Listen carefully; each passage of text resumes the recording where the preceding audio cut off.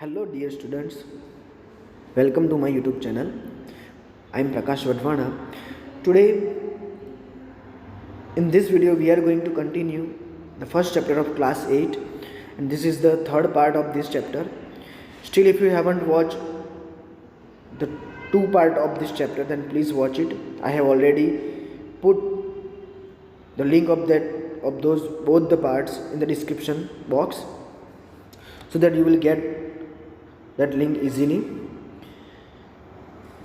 So here let's start part 3 and अगर आपने मेरे चैनल सब्सक्राइब नहीं की है तो subscribe it.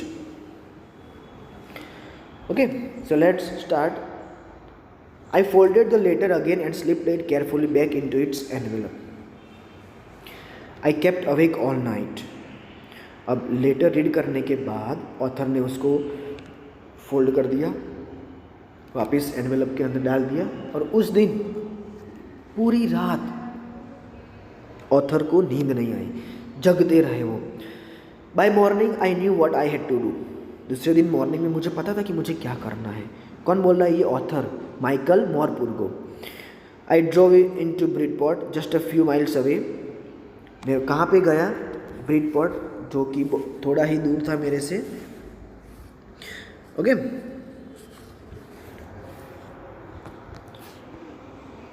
I asked a boy walking his dog where Copper Beech was. अब कॉपर बीच पे गए वो क्यों? क्योंकि उसी एड्रेस लिखा हुआ था ना. फर्स्ट पार्ट में हमने देखा था कि कौन सा एड्रेस लिखा हुआ था लेटर के ऊपर, कॉपर बीचेस का. देख लेते हैं अगेन.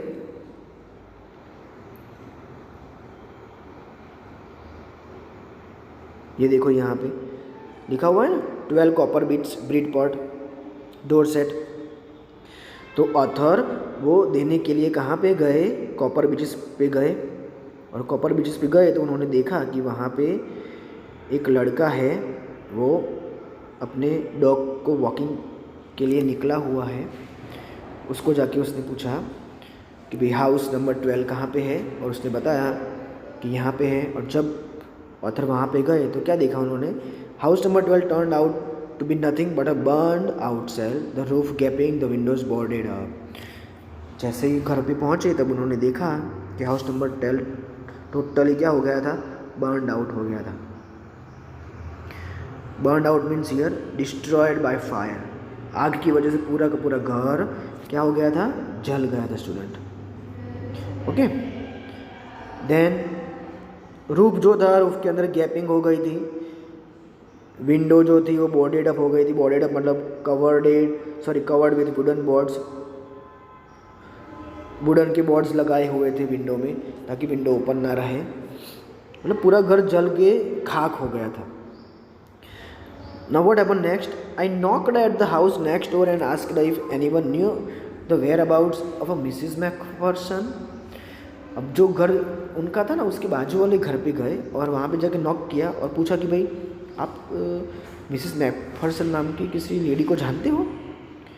तो दूसरे घर में से क्या आंसर मिलता है? देखते. Oh yes, said the old man in his slippers, he knew her well. A lovely old lady who told me, a bit muddle-headed, but at her age she was entitled to be, wasn't she? बाजू वाले घर में से एक बुढ़ा आदमी बाहर आया स्लीपर पहन के. उसने कहा मैं उसको बहुत अच्छी तरह से जानता हूँ. बहुत अच्छी लेडी है, ओल्ड लवली लेडी है. उसने मुझे ऐसा बताया. अ बिट मडल हेडेड, लेकिन वो थोड़ा बहुत कन्फ्यूज रहती है. मडल हेडेड मीन स्टूडेंट्स कन्फ्यूज्ड. कौन?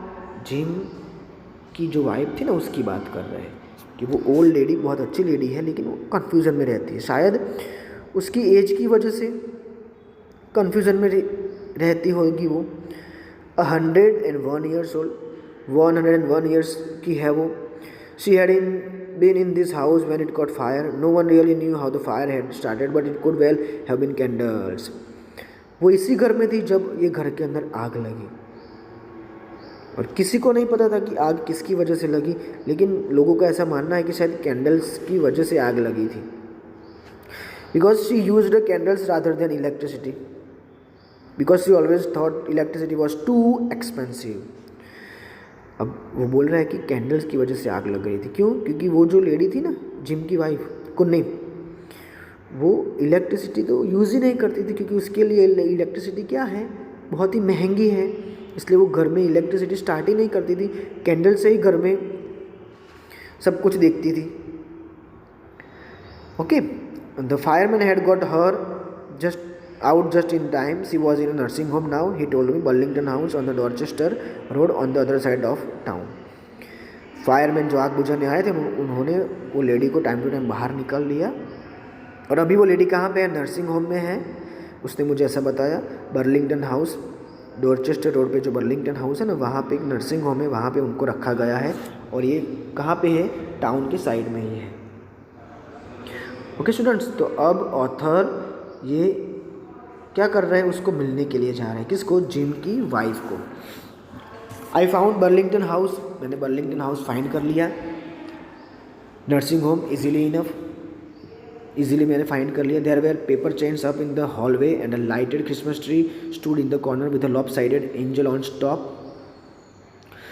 जैसे ही मैं अंदर गया, मैंने क्या देखा, पेपर चेन, जैसे कि हम बर्थडे के टाइम पे जो पेपर चेन लगाते हैं ना, घर को सजाने के लिए चेन पेपर की, वो सारी लगाई हुई थी, और कॉर्नर में लाइटेड क्रिसमस ट्री बनाए हुए थे, और उसके ऊपर लाइटिंग भी लगाई हुई थी, और उसके टॉप पे एक लॉपसाइडेड, मतलब लॉपसाइडेड मीन्स अनबैलेंस्ड, टॉप पे एक एंजल खड़ी थी।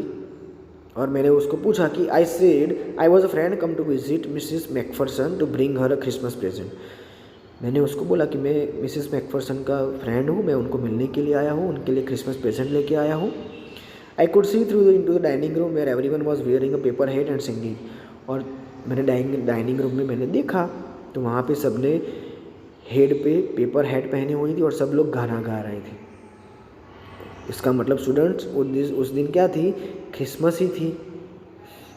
Okay, the matron had a hat on too, matron ने भी हेड पहनी हुई थी। Matron means what, the woman superintendent of a hospital, nursing home की वुमेन थी और वो भी सुपरिटेंडेंट थी, उसने भी हेड पहनी हुई थी। वो मुझे देखकर खुश हो गई, seemed happy enough to see me, see one offered me an mince pie, उसने मुझे मीन्स पाई भी दी। मीन्स पाई मतलब केक ही है, मतलब मीट की बात कर रहे हैं। मीन्स पाई मतलब मीट से बनी हुई cake, meat cut into small pieces.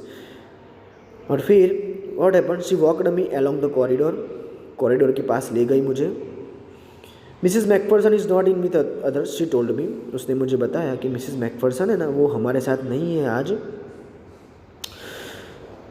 She is rather confused today, so we thought it best if she had a good rest.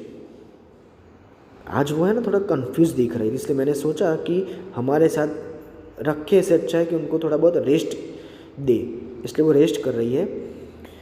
C has no family, you know, आपको तो पता ही होगा उनकी कोई फैमिली नहीं है। नो वन विजिट्स, उनको कोई मिलने भी नहीं आता।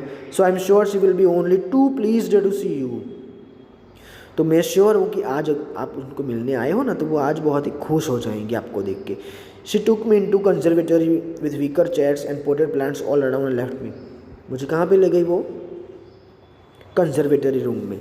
अब कंजर्वेटरी मीन्स एक ग्रीन हाउस होता है, glass house for taking rest के लिए ग्लास हाउस के अंदर, ग्रीन हाउस के अंदर लोगों को बिठाया जाता है। और उसके अराउंड उन्होंने देखा विकर चेयर, विकर मतलब ट्विग्स और कैन्स वुवन टुगेदर, लकड़े की चेयर जो बनाई जाती है ना, उसके ऊपर वो ऐसी बहुत सारी विकर चेयर थी कंजर्वेटरी रूम के अंदर। और कंजर्वेटरी मतलब एक ग्लास हाउस है, उसके अंदर बहुत सारे पोटेड प्लांट्स लगाए हुए हैं ताकि आपकी हेल्थ अच्छी रहे। ट्रीज के साथ आप रहो ना तो आपको ब्रीदिंग प्रॉब्लम, आपको अच्छा महसूस हो, इसलिए उनको कंजर्वेटरी रूम में रखा था। और वो मैट्रॉन मुझे वहाँ पे छोड़ के चली गई।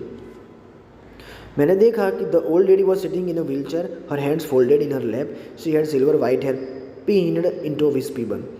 मैंने देखा कि वो लेडी कौन, जिम मैकफरसन की वाइफ कुन्नी, व्हील चेयर के ऊपर बैठी हुई है, उसने अपने हाथ फोल्डेड किए हुए हैं अपने लैप में, और सिल्वर कलर की वाइट हेयर पिन विस्पी बन में लगाई हुई है, आप फोटोग्राफ में देख सकते हो, ठीक है।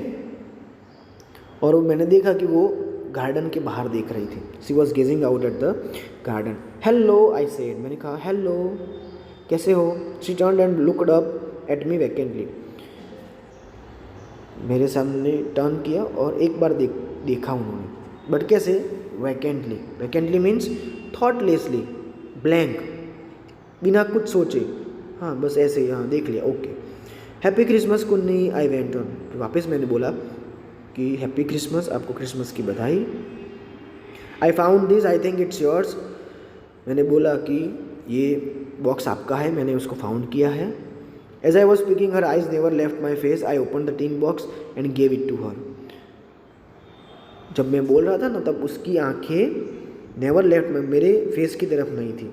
और जब मैंने I opened the tin box and gave it to her, जब मैंने टीन बॉक्स को ओपन किया तब उनकी तरफ रखा, उनको दिया. That was the moment her eyes lit up with recognition. जैसे ही उन्होंने टीन बॉक्स देखा ना, तब उनकी आंखें क्या हुई? lit up. No, lit up means what, students?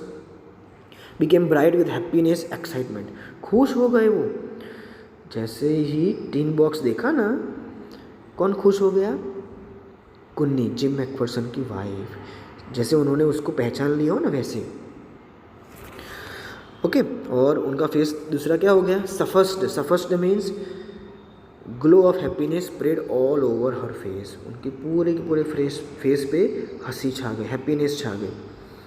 I explained about the desk, about how I had found it, but I don't think she was listening.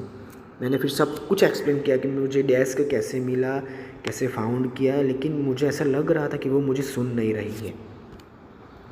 For a while, she said nothing but stroked the letter tenderly with her fingertips. थोड़ी देर के लिए तो उन्होंने कुछ बोला नहीं. फिर letter को वो क्या कर रही है? स्ट्रोक्ड कर रही है. स्ट्रोक मतलब ran her hand gently on. Letter के ऊपर धीरे धीरे हल्के से अपना हाथ घुमा रही है, टच कर रही है, पैटेड कर रही है फिंगर टिप्स के साथ. टेंडरली मतलब लाइटली, हल्के से. ओके. बोला नहीं, बट हाथों से लाइटली लेटर को घुमा घुमा के फील कर रही है, टच कर रही है. Suddenly she reached out and took my hand. Suddenly वो मेरे पास आई और मेरा हाथ पकड़ लिया. Her eyes were filled with tears. उनकी आंखों में आंसू थे. You told me you had come home by Christmas dearest, she said. उसने कहा, तूने मुझे बोला था कि क्रिसमस के दिन तू आ जाएगा. एंड हियर यू आर, और तू यहाँ पे आ गया. The best Christmas present in the world. Come closer Jim dear, sit down. और ये क्रिसमस वर्ल्ड का बहुत ही बेस्ट प्रेजेंट है, क्रिसमस प्रेजेंट. मेरे पास आओ जिम, मेरे पास बैठ जा नीचे.